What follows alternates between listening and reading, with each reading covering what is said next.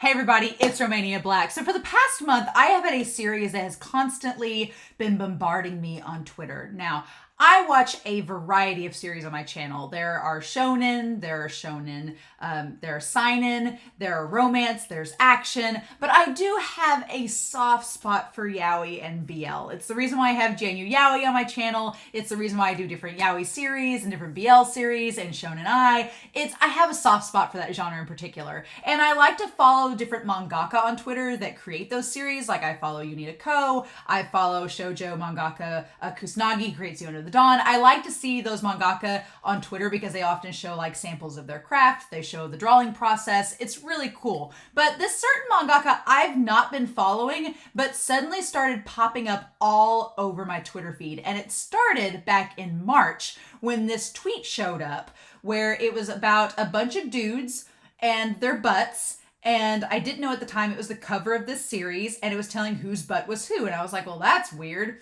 And I just kind of brushed it off and was like, not a big deal. But since April 18th, all I have seen on Twitter has been stuff about Dick Fight Island.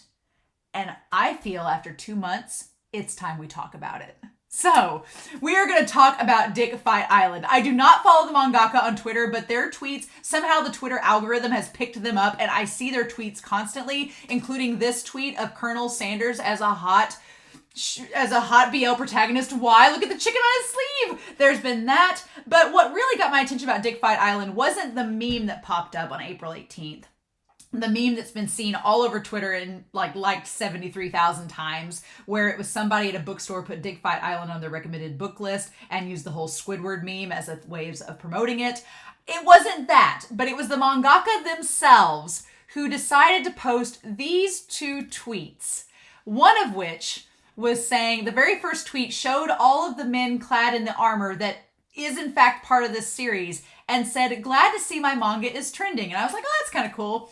I know it sounds like a lie, but this is a story of romance and peace. 2 volumes, Dick Fight Island, yaoi manga by Rei Bun Ike.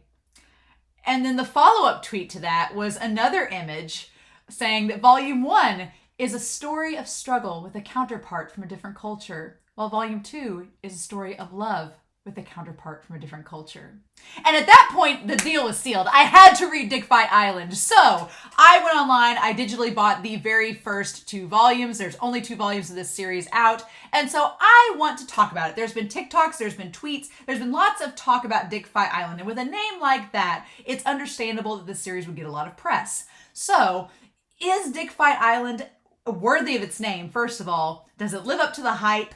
And is it worth your time reading? So I definitely want to answer those 3 questions about Dick Fight Island, but also Dick Fight Island has gotten a lot of press for being a yaoi BL series. And I do eventually want to create an entire video talking about why women like reading yaoi, because at first glance, a lot of people will be like, why are you reading yaoi? It's about 2 guys. Aren't you a woman? And I'd be like, well, it's complicated. So I could go into an entire video and go down the rabbit hole for the reasons why I read yaoi and BL and why I like it, but that is another video for another time. However, what I want to do is contextualize Dick Fight Island, examine it, since I've read both volumes, and figure out exactly where does it fit on the yaoi BL spectrum, because I believe that there is a spectrum of BL yaoi series and where it all pieces together. It's kind of a spectrum. It's like a rainbow, if you will, where it goes in place. And it ranges from kind of very safe choices that if you are not used to a BL or yaoi series and you're trying to initiate yourself into the genre, there are safe choices. And then there are more spicy, smutty entries. And then there's a series where we just need to just throw it in the dumpster and light it on fire. And so I wanted to kind of outline that spectrum and then talk about Dick Fight Island and exactly where its place within the spectrum is. So that's what this video is going to be about today. I can't believe that I'm saying it, but I am about to talk to you all and give you a analysis and rundown of Dick Fight Island and where its place is in the yaoi spectrum. Let's do this. But before we do this, I'm going to need to get a little bit of help. So I brought out Whiteboard Kun to help explain my spectrum of yaoi, BL, and shonen ai. So there's going to be some titles on here that are not solely from Japan, which is why I included BL in the title up here. If you're not familiar with yaoi and BL series, the very, very, very, very, very, very, very abridged version that is the most minimal definition that I can give, it is a genre that mainly deals with two men in relationships that are romantic. And that is the most basic term I can put on there, right? But I focus on titles that I have read. These are all the titles that I have read that would fall into the Yaoi, BL, and Shonen Ai categories. And I've arranged them kind of in a spectrum based on if you, the reader, are wanting to enter into the world of BL and Yaoi, where do you think that you would go to as a reader? Now, the only series I have not put on here that I have had a lot of conflict with is Banana Fish, because Banana Fish is technically a shoujo. It is not a shonen ai. It is not technically a yaoi. A lot of people say that it is because it deals with two male characters that are basically soulmates. They're an OTP, but there's not any explicit romantic moments between them, other than people argue the kiss in episode 3 of Banana Fish, but I would argue it was still simply for a plot purpose. So I have trouble putting Banana Fish on here solely because it is not explicitly a yaoi. However, if you wanted to put it somewhere on the spectrum, I would probably say it's probably going to go around this area right here. So just keep that in mind. So we have different categories here. Some of them may be harder to read because I did not have a yellow marker, so I used lime green instead. So we have over here in purple, this is the gateway for general audiences. So if you are just now getting into Yaoi and BL and you aren't sure where to start and you're like, whoa, Romania, I don't want any of that smutty, spicy stuff yet. I just want some good old-fashioned fluff. Some nice G-rated fluff and love. Have I got the series for you? So I would say if you are getting into Yaoi and BL and you really don't know where to start, Sasaki to Miyano is like the poster child for G-rated BL. It's sweet, it's fluffy, it's wholesome. It also has very important messages about relationships within it, and it has a very positive representation of two men in a relationship. So Sasaki to Miyano, great starting point. Other series that would kind of fall along the same lines, The Two Lions, not necessarily as wholesome, but if you're just starting into BL, it's a good series to start with, The Two Lions. I've only read volume 1, so I can't speak for the rest of the series, but volume 1's really good.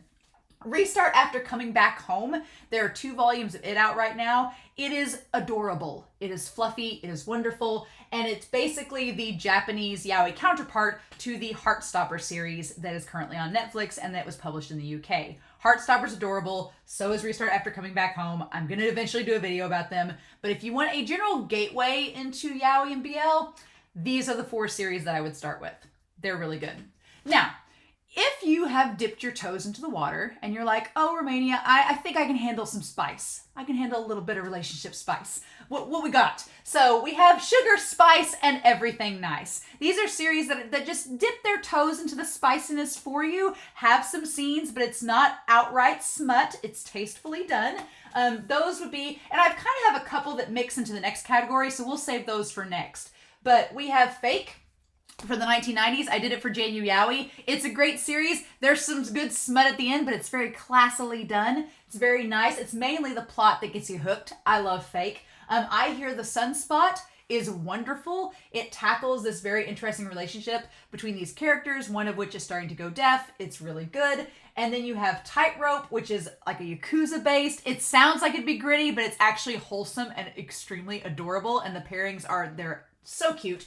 And then Check Please was published in the US. It is about hockey and it is about pie and it is wonderful. You should definitely read it. And then I put Knights on here by Unita Co. You wouldn't think Knights would be in this category, but there's not really a lot of smut in Knights. It's just kind of like Yakuza undercover crime. There's a mechanic that's in love. It's nothing crazy. It's if you're easing into it, it's all right.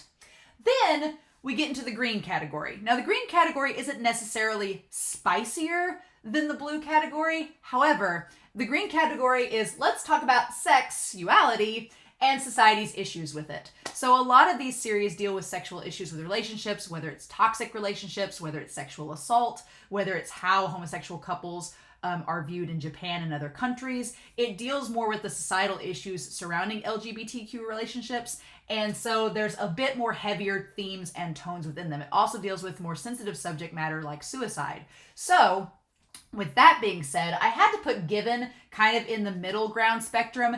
Given is not smutty by any means, but it does deal with more serious issues in relationships than a lot of these other titles. So I had to kind of give it in that middle ground between green and blue. The same thing with Umibe no Stranger or Seaside Stranger. That one definitely, especially once you get into the latter volumes, I just got volume 3 the other day and started reading it. It's got some spice and smut in it and deals more with the relationship itself and how it's viewed by society, but it's not outright porn. It's very tastefully done. So I do recommend Seaside Stranger a lot. It's very good. Daokusei as well. Daokusei is probably the tamest of the green genre that's on here. Daokusei, its sex scenes are handled very tastefully. It's a very natural relationship, and it deals a lot with families' reactions to being in relationships, especially in yaoi relationships as well. So it's really good. Then you have these other series.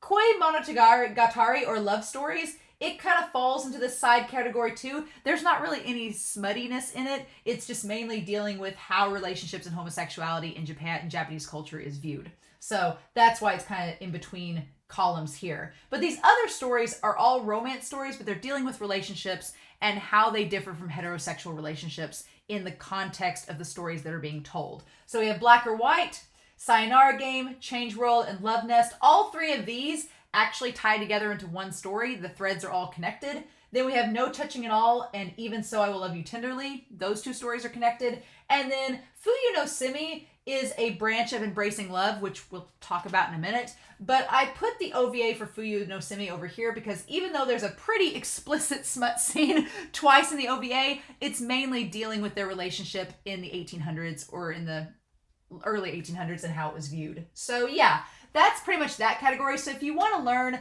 about characters going through issues that are related to non-heterosexual couples, this is the category to check out.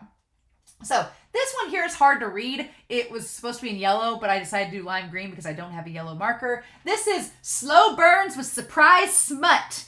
Just when you think you're dealing with a normal story, there's some surprise spiciness right at the end, and it is spicy. So Modao Zushi takes the cake on this one. Modao Zushi is a donghua and danmai, and 100 chapters of goodness. Everything's going good, and then they just, bam, plow you through with some sword-related smut there at the end. It's a great time. I went ahead and put Heaven Official's Blessing on here as well. I haven't gotten to the smutty part of this series yet, but I've heard that it's there. So it seems like it's going to be a surprise, so I'm going to put it there as well. It's a donghua danmai as well. Yes, No, Maybe Half. Yes, No, Maybe Half is just a very simple BL story, and then when you get to the last 30 seconds of it, there's a sex scene. You're like, what's happening? So surprise smut, that's why it's there. And then Semantic Error, which is a Korean series, a Korean manhwa, is basically not very smutty for the most part until you reach a certain point, and then it crosses a threshold. And when it crosses the threshold, you are in Spice Town. And so I put it on here. So yeah, the Slow Burns with Surprise Smut are kind of the smaller category on here. But then we get to this next category, which is Our Flag Means Smut, among other things. So these series here are not for the faint of heart. If you've reached the orange category at this point, you are eating the habanero blend barbecue wings. You're not just eating like the Cool Ranch or the honey barbecue. No, you've gotten to like level 5 spiciness. These are series that that I have read that if you are wanting some smut, here you go. Basically everything Zariah Ranmaru writes. Basically all of her works: Coyote, Birds of Shangri-La, Liquor and Cigarettes. Unita Ko's links, I'm going to put it on there because it's definitely some more mature content.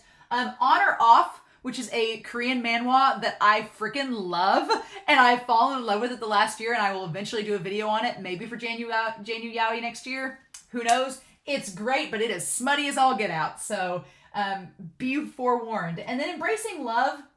Embracing Love is probably the longer series on this section, but Embracing Love is great because it is so, the plot and the story is so well developed, and it's so like lengthy that you just feel like you've watched like an 8-season series by the time you're done with it. But yeah, there's a lot of smut in Embracing Love. And then the same thing for Twittering Birds Never Fly. It's one of my favorite yaoi series. I love it. But Twittering Birds Never Fly deals with some major issues, some major psychological, mental health issues, lots of things going on, sexual assault, and there's a lot of smut. So it has got some heavy thematic elements, but it is very well written. It's very good. I friggin' love it. So if you're looking for a BL and Yaoi series, depending on your spice level, then you can kind of check them out based on here. And then the last category is one that I call Burn After Reading. And these are 3 series that I read and could erase from my mind if possible. One being Void by Zarira and Maru. Wasn't a fan. The other one was Sex Pistols / Love Pistols. If you want to see me go crazy, go find that video in my Janu Yaoi playlist. I can't unsee that. Can't unread those 10 volumes. Nope. And then the last one was this series called Scattering His Virgin Bloom, which was a buzz decision I made like one Friday night and regretted the next day. So, we won't talk about it anymore, but it was not what I was thinking. It's ABO, if that's your thing. Here's the thing. Quick caveat about ABO. Everybody's got their kinks. I've read plenty of ABO stories. They're fine when they're well written. No. so that's it. So the big question then is, where does Dick Fight Island place amongst all of these? Well, we need to talk about it in order to find out. So contrary to what you may be thinking, Dick Fight Island is not a clickbait title. That is literally what the story is about. So going into this series, I was like, oh, Dick Fight Island, it's a gimmick. It's just something that's for marketing. It's not going to have anything to do with the actual plot. No, it is the plot. It is the plot for the most part, especially volume 1. So if you're curious to know what this story is about, I'm going to show you some pictures from the manga itself. Like I said, I went and bought volumes 1 and 2 online digitally so I could read them. No regrets, actually. We'll talk about this because my one fear going into this was I was like, okay, is this going to be a joke series? Is this going to be the worst thing I've ever read? It's not. But it's not. But here's the thing. Is it a joke or is it not a joke? Because there are times in this series where I think the mangaka is in on the joke. They're being totally sarcastic and they know it. But then there's other times that I'm like, are they being sincere? It's the craziest thing. But let's talk about this series. And like I said, this is the cover of volume 1. This is the cover of volume 1. And you may be asking yourself, what is all that? Well, that, my friends, is the armor that the people on this island wear for the battle tournament that takes place every 4 years. So this is what we're going to talk about. The man that is on the cover here is our main character, Haruto. And Haruto's kind of like a modern day Tarzan. He's like a modern day Tarzan. It's funny because I feel like the author is in on the joke. The author is in on the joke with this character, and it's kind of hilarious. But Haruto is our fish out of water boy who he has gone away for 4 years to quote unquote study abroad. He has gone away for 4 years to study abroad and has come back to the island after being summoned. He's been summoned to come back. And one of the first things that you realize about this series is that the mangaka is in on the joke. And I say that because at the very beginning of all this, the mangaka shows us a character page that features all of the characters in the series. And here is the page with all the characters and their names. We don't see their faces. Instead, all we see is their body in armor and the armor over their dicks. That's all we see. We see their names. We don't see their faces. We're supposed to identify them by their dick armor. That's literally the first page of the manga. And at that point, I was like, okay, is this a comedy? The answer is kind of. It is kind of a comedy. It's not hilarious to where you're laughing every 5 minutes, but there's so many bizarre choices and jokes that it is kind of my style of humor where I'm like, are we supposed to be in on the joke? It's almost like you have to feel like you're in on the joke. It feels like a secret joke when you're reading it. You're like, is the author being serious or is this actually just all a farce? And it kind of is, but it's like a highbrow farce. It's really bizarre, but we'll walk through this. So from the very beginning of the series, the first thing you notice is that they've taken the male gaze and transformed it to the female gaze. So every male character in the series is ripped. They are gorgeous and muscular, and they are very much sexualized. That's the whole point. This island is very proud of their men and showing them off. And so it's kind of like a reverse Amazon sort of thing, an Amazonian thing where you're used to like these big buff women in Amazonian like tropes. No, it's the guys, and they established that there are 8 different countries with 8 different cultures, and they all come together, 8 different islands, and they all come together every 4 years to have this tournament called the Worm Tournament. Worm with W-Y-M, W-Y-R-M, okay? And so they bring their top male to compete. It's very interesting, but it's very much the female gaze where it's all about showing off the men's abs, showing off their thighs, and showing off their asses. Like, this series makes a point that men will have to have shapely asses and show them off. So they are constantly wearing like chaps, like pants without butt, like the butt is showing, and that's considered the norm. And not only that, but when our character Roro is introduced, he's like the most manly of the men. He's like the big buff daddy of all of them. When he's introduced, it's standard procedure that when you see some man of respect, you turn around, show your butt, and wiggle it. Like, that's standard procedure, and they treat it dead serious in this manga. It is treated completely normal, serious. I was dying. I was like, are you serious? Okay. They have to show off. You need to show off your shapely man assets, literally, to be considered a man. So, basically, Haruto has been studying abroad in England for the last several years. And so he's come back to the island to represent his people and his clan, his tribe in the tournament. And he's kind of the outlier, along with a young boy named Tering, who is from a matriarchal tribe. So he's from a tribe of mostly women. And he's the youngest of the competitors. And so him and Haruto originally were not going to be allowed to enter the contest because they feared that Tering was too young. And they feel... Haruto's whole thing was that they had to write like an entrance exam. It's the weirdest thing. They try to give it an explanation and justify it. The head of the committee is like, oh no, we don't just choose guys based on how good they look. They had to do an entrance exam and write an essay. And it's like, come on. And then Haruto nearly doesn't get in because his essay is written in not their native language. And Haruto's like, I wanted to do it like that because it made me look smart. And they're like, we couldn't read your essay. But they end up letting him in the tournament regardless. So yeah, so basically, Haruto and Tering end up battling each other first. And it seems like Haruto is going to lose until he reveals a secret that he's been keeping, that he learned abroad for the last 4 years. That, brace yourselves, the men on these 8 islands who have been having these tournaments for years don't know what a prostate gland is. So if you're curious what the tournament is at this point, the main idea is that these guys who are donning this armor that looks like if Heracross was not safe for work, basically compete every 4 years against one another to determine who will be king of the island. Now, you would probably think to yourself, wow, that armor looks really ridiculous. How can they fight each other wearing it? And why is the armor covering their dicks really large, obtrusive, and highly decorated? Well, the reason for that is, I'm saying this with all seriousness, is that the object of the tournament is not to use weapons to battle one another, but to basically for them to fight with their dick armor and try to jerk each other off or make them ejaculate. And the first person to ejaculate loses the round. I'm not joking. So that is the premise. Dick Fight Island, literally. And the man that can withstand the most, who can stand above all others, gets to be king of the island for 4 years. Seems legit. What a form of government. Why aren't we doing that in our own countries, right? That seems like the best thing to do. So it is definitely odd that Haruto brings out the whole prostate gland thing and basically fingers Tering and makes him come. And then the whole island's like, what is this? What did he do to his butt? What did he do to his butt? And he's like, I know where the prostate gland is. They're like, what is that? His secret. I'm like, these guys have been fighting for years trying to make each other ejaculate.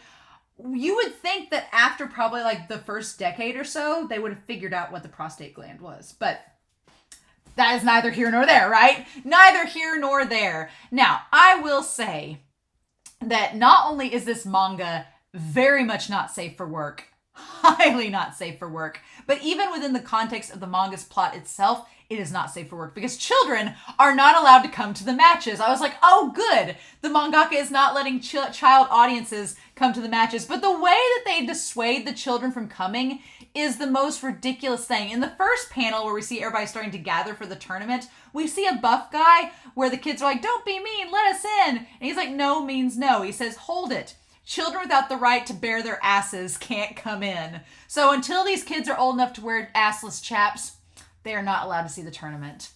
And then we later on, when we go to one of the island warriors, he's telling, like, this little kid's like, I want to fight too in the tournament. And this man gently kneels down to his nephew, puts his hand on his shoulder and says, you can't get it up yet, so you can't. Funniest damn panel. And this kid's like, huh? It's just, the mangaka has to be in on the joke. Has to be in on it. There's no question at this point.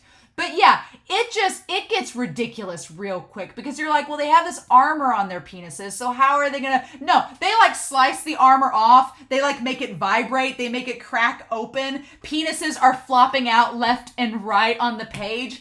It's kind of insane. And at this point, I'm like, this is a comedy. It's a romance and it's a comedy. Because the mangaka wasn't wrong.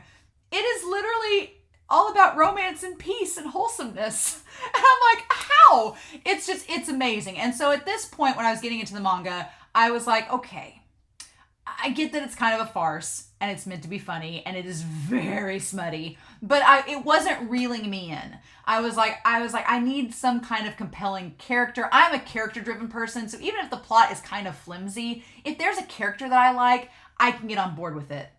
Unfortunately, Haruto is kind of one note. He's very Gary Sue and kind of like a sunshine character, and he's always optimistic and super happy all the time, which is great, but there's just not much depth to his character as a protagonist. He's kind of like if the fish out of water was not really a fish out of water, but we're still seeing it through his perspective. But then along comes the character that absolutely made the series for me and made me read volume 2. And that is Matthew Nanami. So around the part that Haruto wins the first match, he admits that he learned about the prostate gland through his roommate when he was studying abroad. And we find out that the roommate has chased Haruto down to the island where the competition is happening, and his name is Matthew Nanami. And Matthew Nanami is wonderful. When you first meet him, you think that he's just this nerdy guy that just chased after Haruto because he fell in love with him, and you're like, oh man, this guy's like stalking his could-be boyfriend to the island to see what's up. But the longer you spend reading the manga, the more Matthew comes across as the sane voice of reason in this batshit crazy world. Because Matthew is the audience surrogate. He's just a normal guy that falls in love with Haruto because Haruto's gorgeous.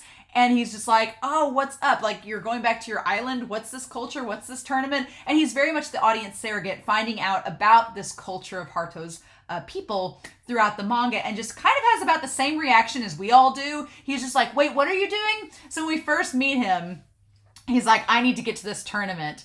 And then he shows up. And as it goes on, we get in volume 1, like brief flashbacks of when he first met Haruto, and Haruto's like this gorgeous, incredible looking guy. And Matthew's like, yeah, you can rent this room. It's like, fine.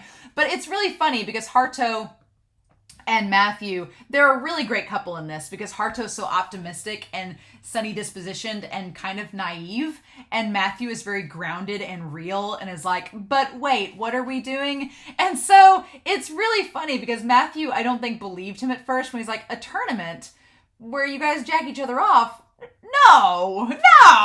And then he arrives on the island and he's like, no. And it's really funny. So it's really funny. I've got some pictures that I'll pull up here, but it's really cute how Haruto's like, yes, the Great Worm Tournament is a contest to see who can make each other ejaculate first, but it's not what you think. And he's like, how could this tournament not be what I think? And so it's really funny because Matthew at first, he thinks that it's just going to be a bunch of guys like an orgy, and thinks that Haruto was never really into him, that he was just using him and has now gone back home and is going to forget about him. But then he sees the tournament and is like, oh no, they're treating this very seriously. And he kind of gets sucked into it. It's really great. But we flash back throughout volume 1, and Matthew admits, he's like, I have feelings for you. I really like you. And Haruto's like, oh my gosh, thank you. But I can't fall in love with you. Sorry. And Matthew's like, wait, what? But you can help me train instead. So the idea is to have endurance. And so Haruto convinces Matthew to help him basically train to withstand the touch of a competitor. Basically, for the last 4 years, to figure out like what moves he can do against the competition and how he can like build up his endurance. But he tells Matthew that it's their culture's premise that warriors cannot fall in love, that it all has to be strictly business. And Matthew's like, that's stupid. That's pretty much the whole plot. But at the very beginning, of this whole thing. During the tournament, Matthew is afraid that he's just basically been used by Harto as kind of just a dummy to help him train to withstand other guys trying to jerk him off. And he doesn't feel like he's been appreciated, and he doesn't feel like Harto cares about him in a mutual way that he cares about Harto. And so it's kind of Matthew's struggle with Volume 1. Harto ends up fighting, like, I think it's Vampire. This character named Vampire is who he fights. And Vampire, like, tries to, like, they all learn about the prostate gland technique, and so they're all trying to stick fingers up each other's butts, and the Vampire guy tries to stick his finger up Harto's butt, and Harto's like, that's not how you do it, and he, like, smacks his hand away, and then he says, that fumbling foreplay isn't nearly enough to get me off. I've spent years training almost daily with a master in the technique, and it's like, and Matthew's like, well, master in the technique, you say, and then they're like, someone with that kind of skill is outside of the island. And then Matthews are like, training, I guess that's all I am to him, is just like a mentor to practice with. And then Harto says, and I deeply care for him too. It doesn't matter who touches me. If it's not him, it doesn't feel good at all. And Matthew's like, and it's just treated like the most romantic thing, like star-crossed lovers. It's the best thing for him at all. And at that point, I was like, okay, story, you're starting to win me over, because this is so ridiculous that I'm like, okay, if you're gonna give me this really wholesome romance in the midst of all this smut, why not? At this point, I've fallen down the rabbit hole. But the story is very meta and self-referential. That very much understands how ridiculous it is, because in the very next scene when the match is over, Matthew's like, wow, that's some outfit you got. And he's like, oh, and he asks, he's like, how do you even keep it on? He's like, oh, it's just padded with foam. And so they go into like details of how it's made, and it's like, oh my God. But one thing you'll probably notice looking at these panels, and if you read the manga, one thing you'll probably notice is that the mangaka is an incredible artist. Like, the scenes here with Matthew and Harto, where they're like laughing, having these little moments, like that expression on Harto's face, the mangaka has an incredible ability to draw expressions and emotions and male anatomy. like the male anatomy on these guys is like, it's pretty accurate. And there's different guys with different body types. Like Roro is this big built man, but then Tearing is like this very slender, demure looking man. And then Harto's kind of in between. And then Matthew, when you get to volume 2, Matthew got it going on. He could get it. Let's just say that. He's basically on the same terms as Domeki from Twittering Birds. And I say that very rarely do I put somebody on the same terms as Domeki from Twittering Birds, Never Fly, but Matthew's got it going on. Mm-hmm. And plus, there's just something about those glasses. They just really work for him as a character. But yeah, you get to meet the other guys in this volume. There's 2 guys. We'll cover them here in a minute when I get into volume 2. But there's 2 guys that are really into each other, but their families don't like each other. And so there's all the like, will they, won't they? And then there's like other guys that kind of have stuff on the side. You find out as the volume goes on that the current president, the current king of the island, is basically having like an affair with his second in command. And you find out that Roro kind of likes the second in command, but he can't be with him because the king is with him. Go figure. And there's so many different panels that I would love to show you in this manga, but I cannot, because they are not safe for YouTube. No, this story is smut central. There is so much sex in this story that I'm like, I don't even know where to start. And it's not really even sex. It's just, there's a lot of penises. It is Dick Fight Island indeed. There's just penises everywhere. All shapes and sizes for you to enjoy, right? But what got me at the end of volume 1, because I'd finished volume 1 and I was like, okay. I was like, that was interesting. I get some of the humor of the mangaka. They're kind of in on the joke too. But the last panel, usually when the mangaka has a little phrase they say at the end of the volume, like, thank you for reading, or it's been a lot of fun, or still working on volume 2, or something like that. Yeah. Ike basically wrote the beginning of the Great Worm Tournament arc. This is a battle manga, but also a heartwarming story. And at that point, I was like, sold! you got me, mangaka. I'm in. Bring on volume 2. And I went straight to volume 2. Volume 2 has the infamous cover. The infamous cover of who we now know as Matthew and Harto. They're in the water. Again, the mangaka is an amazing artist. Like the anatomy, the colors, everything. It's beautiful. And then that spawned the tweet back in March that tells you whose butts are on the cover. just so you know, right? Which is funny, it's a bunch of dudes' asses and it's Dickified Island, but we can get away with butts on the cover. Can't get away with full frontal nudity. No, no, no, no, no, no, no. The world's not ready for that. But yeah, so we basically touch base on Volume 2, and I love Volume 2, actually, because it mainly deals with Matthew and Harto's time abroad. Like, you get, at the very beginning, you kind of get that preview of, okay, Harto went and lived with Matthew and they formed this relationship, but what were those 4 years like? The majority of Volume 2 is establishing what it was like. So it like does a flashback, which is really nice. And so, of course, as soon as Harto shows up, he shows up in like assless pants. And Matthew's like, you can't wear those in public. And he's like, cover my butt. That seems like such a thing a girl would do. I do like in this series that because it's from the female gaze and it's kind of like the reversal of sexualizing men instead of women, that the women on their island wear lots of clothes and they don't have a lot of revealing outfits, whereas the guys are like practically running around half naked all the time. It's a fun little reversal there, right? But I love this panel where Harto's like, will you teach me what I should know about university? And I love Matthew's response, oh, I'll teach you anything you want. I was like, at that point, I was like, I love Matthew. Matthew is great. He can do no wrong from this point on. His character is absolutely brilliant. And I love it because Matthew is very much just like a normal college guy who has this hot roommate now who is asking him to help him practice jerking off for a tribal competition on his home island. And the thing, it reminded me a lot of Given, where Matthew's like, you know, the battles are decided by who can make the other come first, right? And he's just like, that's what I'm helping you train for. It's great. It's wonderful. But there's so many great shots throughout all of this. Like, and what's great about this second volume is that it builds up. He wants to help Harto, obviously, because of the context of helping. But at the same time, he tries to communicate with Harto and explain to him, like, yeah, dude, I like you. So can this not just be training? Can we be in a relationship? And Harto's like, oh, I would, but we're warriors. We can't fall in love. And he's like, but I'm not from your island. So, but I just love how the mangaka draws him. And I especially love, like, when he makes out with Harto, his glasses, like, slide up. And then he just talks about being happy with Harto. It's really sweet. But at the same time, again, there's a lot of self-referential things and the mangaka kind of being in on the joke because Matthew figures out really quickly that Harto is not very experienced because I guess the guys on the island, they all suck. And so he's like, he's just popular. He doesn't have a lot of experience. He's just so popular that the other guys just get turned on really easily and can't last. He's like, ah. And I love this panel where he's like, that makes sense, I guess. Even the characters in the manga are like, I guess this makes sense. Like, it's wonderful.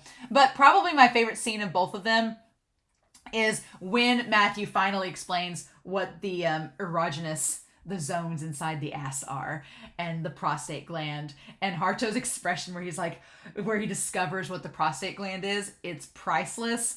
And then he's like, well, I want to see this in action. Can you show me images and video footage of men exhibiting how this process works? And so Matthew's like, oh, you guys don't have computers on your island, so you've never seen porn before. So one of the sub points is that Matthew shows him porn for the first time. And Harto's reaction where he's like, there are many warriors outside of my world. It's like, it's great. It's hilarious. It's actually hilarious. But you kind of relate to Matthew throughout the volume because he has a lot of struggles coming to terms with this guy has a lot of cultural differences than me.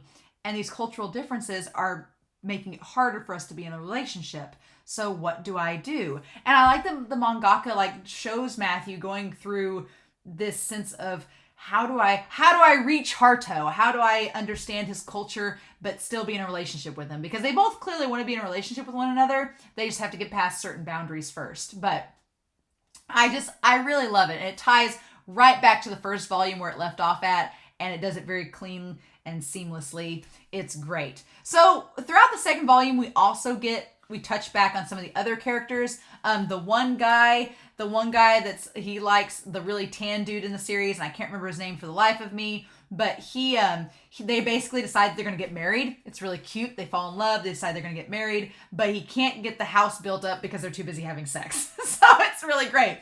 But then the other storyline I really liked was a character called Naga.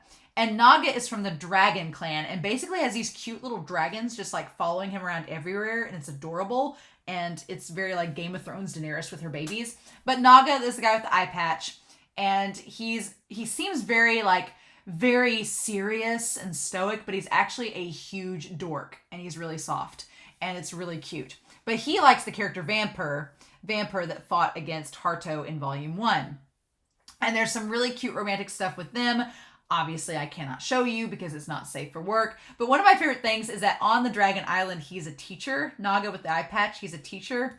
And at one point, and Vampire kind of wants to be in a relationship with Naga, but he doesn't think they're ready to go to the next level. So he kind of somewhat turns him down. And I love that he's teaching class and all the kids are sitting there and they're like, "Oh, did he leave you?" And Mr. Naga, they're like, "No, he didn't dump me per se." And they're like, "Mr. Naga's so nice. He's the coolest guy on the whole island."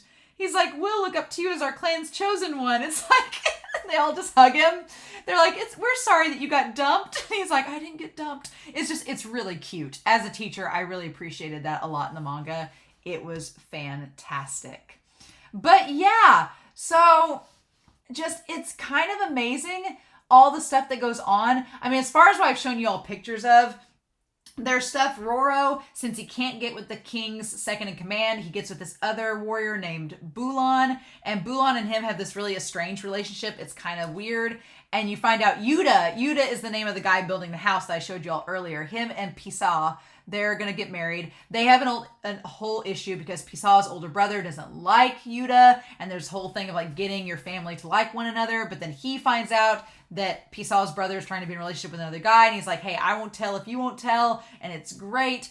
And then, oh my god, there is just, all I can say is that Naga and Vampire, who is the leader of this healer clan on the island, they decide to finally have a battle, and they'll determine that whoever wins the battle gets to decide if they're going to be in a relationship or not. And the artwork, my notes that I have up here, all I put down was double spread of glory, and that the climax of their battle, the literal climax, is a force of art to be witnessed. It's the most ridiculous thing. It's like the most dramatic, highly detailed drawing of two guys getting it on that I've ever seen in a manga, and it's kind of insane. So that's Dick Fight Island in a nutshell, but the question is, where does it fall on the spectrum? So obviously, if I had to put Dick Fight Island on here, at first I thought it was going to go and burn after reading. When I started this series, I was like, I'm not going to like it. It's going to be too weird. It's going to go over here. But honestly, after reading it, it is definitely not for people that are wanting to do like, if you're wanting to say for general audience, no. There is so much smut in this series. If that is not your thing, do not read it. But with that being said, I would put Dick Fight Island over here. I would put it on Our Flag Means Smut. If you are into a spicy story that is surprisingly wholesome, out of all of the spicy stories on here, it is the most wholesome. There's not really a conflict in this story. The biggest conflict is that the current king of the island doesn't really want to be defeated and lose his spot. So in the first volume, he kind of ends up worming his way back to the top. And that's kind of the main conflict. The rest of the conflict is all between the characters and just their relationships in general. But it's not really about society's view. The island itself is totally on board with all of this. The island itself, it is totally fine with these guys hooking up and doing things. They are totally on board with it. So it doesn't really fit into this category. There is no, the surprise is that there's barely not any smut. The surprise is that there's actually a story. And it's not really much of a story, but there's actually character work. I would say that Dick Fight Island doesn't necessarily, it's not porn without plot, but it is very much porn with character development. It's the best way to describe Dick Fight Island. There's lots of character development, but not a lot of plot. But yeah, so it definitely fits this one for sure. But I don't regret reading it. Matthew Nanami is maybe one of my favorite BL characters right now because he's so relatable. He just wants to love this guy, and he has to deal with his weird cultural taboos and things that are different than what he's used to. And it's just really fun watching him navigate with Harto and try to figure out their relationship. And he's just a relatable character. I like Matthew Nanami a lot. So that's mainly Dick Fight Island. And the reason I wanted to talk about it is primarily just that there is a lot more representation of LGBTQ people in media right now. And so there are lots of stories being published, a lot more than in the past year, that deal with yaoi or BL or shonen ai relationships, which is wonderful. It means there's more representation, there's more normalization. Love is love. It's great. And I love it. But one thing that I was noticing with all the representation of Dick Fight Island on Twitter was that I did see some people tweeting being like, oh, is this BL? And I was like, yes, the answer is yes, but it's not the only BL. I wanted to make this entire spectrum here to show people that if you are into Dick Fight Island, that's awesome. It can be a lot of fun. If that floats your boat, more power to you. But I was afraid that Dick Fight Island would be the voice of BL, and I don't think it should be. I think that all of these titles have a representation and have a niche within the genre, and they all have an audience that they attract, and there's a reason for that. So I wanted to do this to kind of show that if you're thinking about getting into BL and you've heard of Dick Fight Island and you're like, I don't know if that's for me, it's okay if it's not. But there's lots of other series that might be up your alley. And BL and yaoi it's stories all in their own. As they say in Sasaki de Miyano, there are many stories within BL that couldn't be told in any other relationship. And I fully believe that. But again, that is a video for another time. I could go into a lot of detail with that, but that's probably going to be a video for some other time when I can explain more and dive down the rabbit hole and not worry about Dick Fight Island. But the important thing here is that it is a representation of yaoi, but it is not the sole representation of yaoi. And that's a good thing. So yeah, with this being Pride Month, I wanted to kind of celebrate not only different types of representations of love, but also show support of the people involved in those communities. So for this month, I'm actually going to be taking my Patreon earnings and donating them to the Trevor Project because it's something that gives resources for LGBTQ youth and to give back to people that my family, friends, and myself are involved in. So with that being said, I am going to donate my proceeds from Patreon to that organization this month. So if you have anything to spare, there's a $1 donation to get on the Discord, or there's a $5 donation to just get like early access for everything for this month. If you can't, that's fine. I totally understand.